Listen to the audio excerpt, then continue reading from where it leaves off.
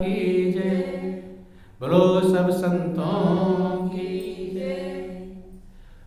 अपने अंदर हमें गौर करके देखना चाहिए, विचार करने का प्रयास करना चाहिए कि हमारे अंदर में लहरें कैसी चल रही हैं, क्या विचार की तरंगे चल रही हैं, परमात्मा की तरंगे चल रही हैं, सत्य की तरंगे चल रही हैं, या माया की तरंगे चल रही हैं, संसार की तरंगे चल रही हैं।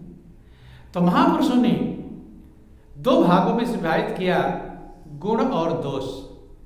एक गुण है और एक दोष है कि जड़ चेतन गुण दोष में विश्व कीन करतार,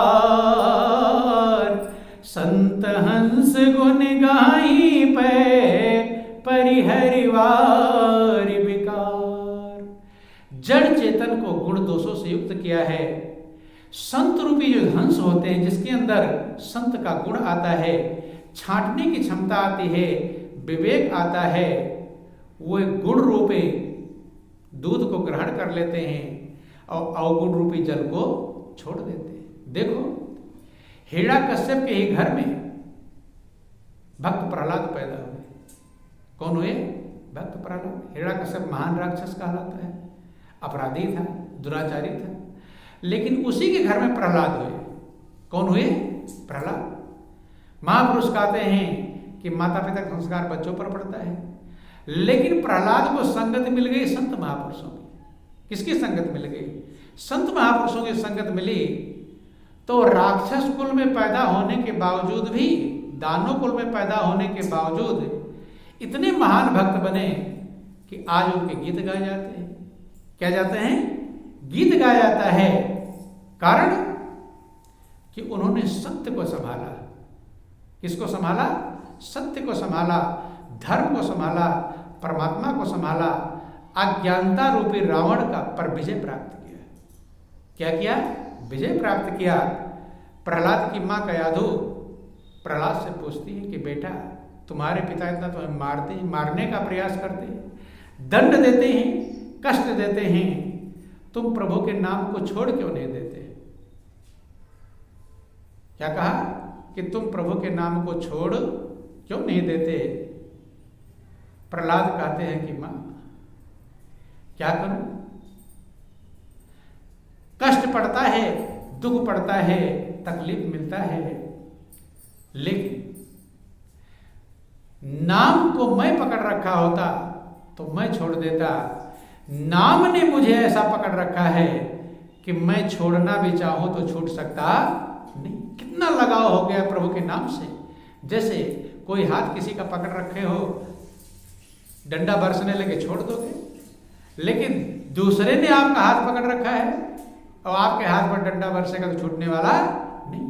प्रहलाद कहते हैं कि मां, नाम ने मुझे पकड़ रखा है। नाम से पकड़ने का मतलब लगाव, पकड़ने का मतलब प्रेम।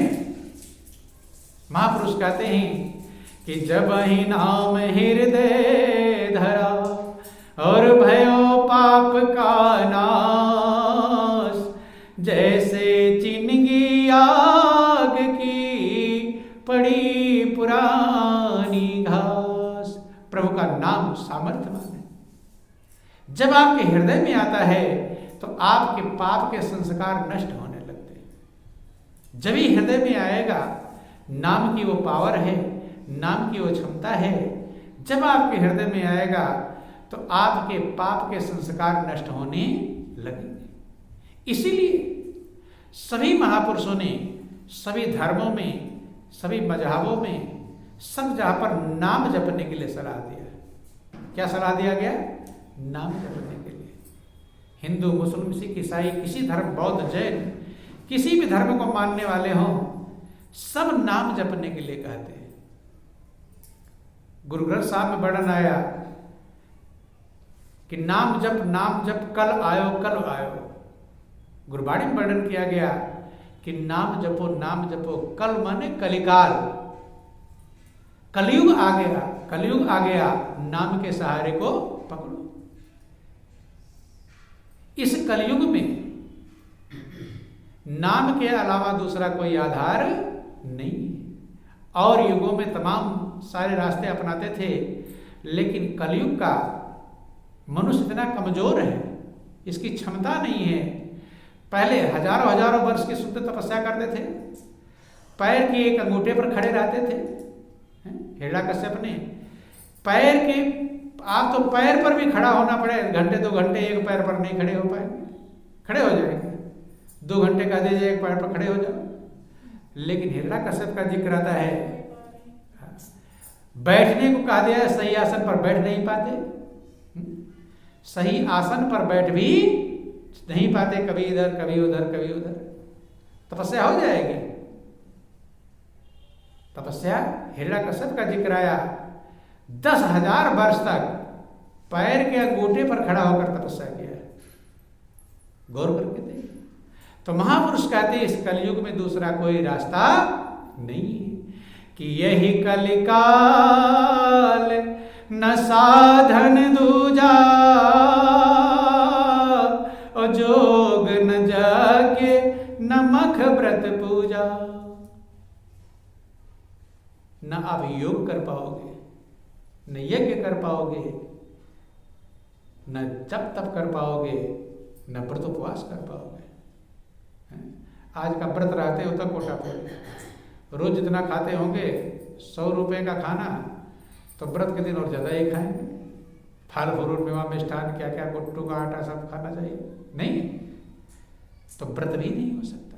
तो महापुरुष समझाते यही कलिकाल न साधन दूजा, जोग न यज्ञ न मख व्रत पूजा।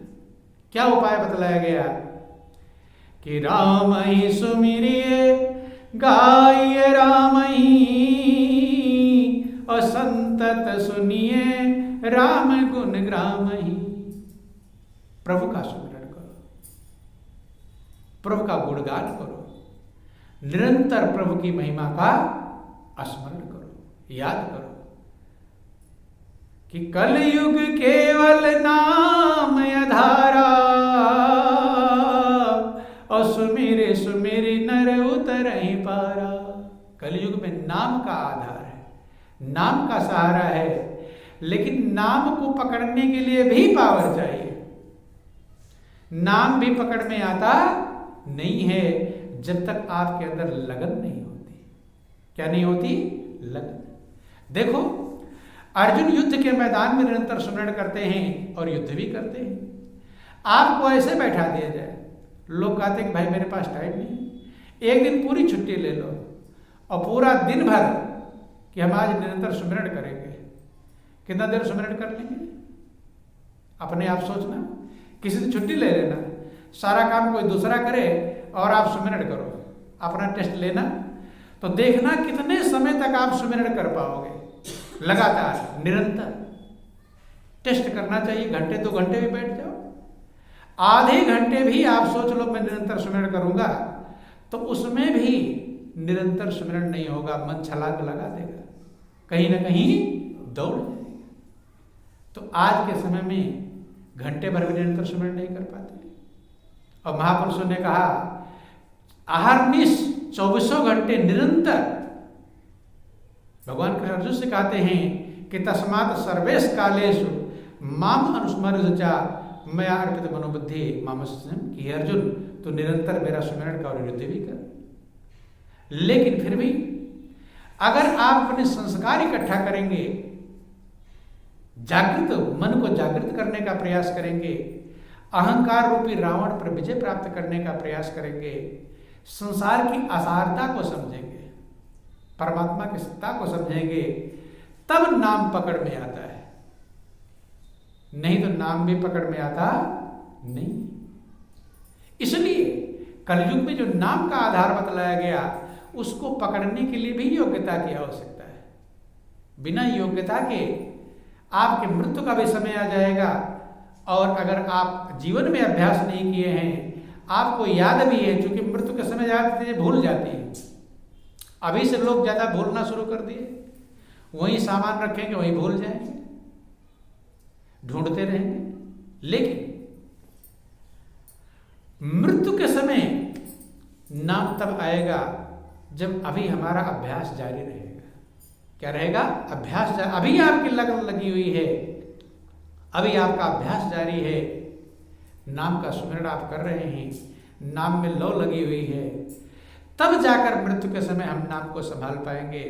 नहीं तो उस समय जैसे सारा संसार साथ छोड़ता है, परिवार वाले आपका साथ छोड़ देते हैं, हित मित्रदार साथ छोड़ देते हैं, धन दौलत साथ छोड़ देती है, कार कोठी बिल्डिंग भारत सब साथ छोड़ देता है, तो नाम को तब पकड़ने चलेंगे, तब नाम भी पकड़ में आने वाला नहीं।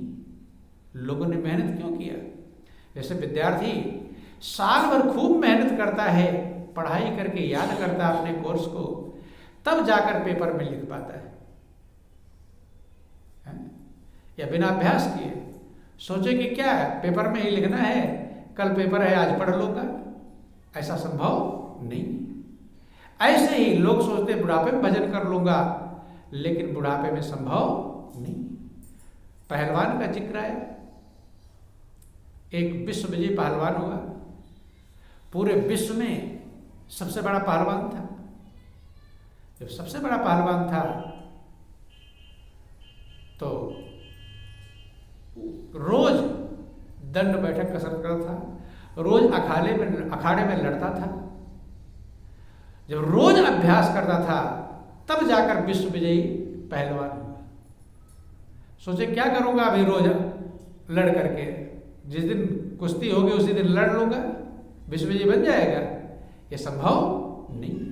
रोज अभ्यास, महापुरुष कहते हैं कि करते करते अभ्यास ते और जड़मति होत सुजान, और रस्सी आवत जात ते सिल पर पड़त निशान। जब रस्सी चलती रहती है तो पत्थर भी कट जाता है।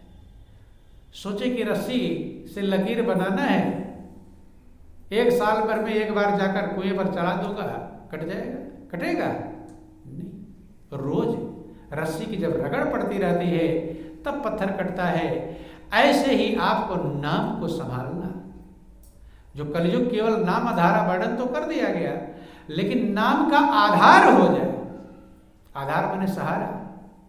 जैसे ये बिल्डिंग टिकी हुई है तो बिल्डिंग का आधार क्या है? नींव है, नींव के ऊपर टिकी हुई है। ऐसे आपका जीवन नाम पर टिक जाए, आपकी नींव नाम बन जाए, नाम आधार बन जाए, तब आपका सहारा बनेगा। कलयुग केवल नाम आधारा और सुमेर सुमेर नर उतर ही पारा। चूंकि ये संसार ऐसा है, देखने में सुंदर दिखाई जरूर पड़ता है, लेकिन जिन्होंने इस संसार की सच्चाई को समझा, सबने इस संसार को दुख का भंडार बतलाया। क्या बतलाया? दुख का भंडार। देखने में सुंदर लगता है, जो भी जीव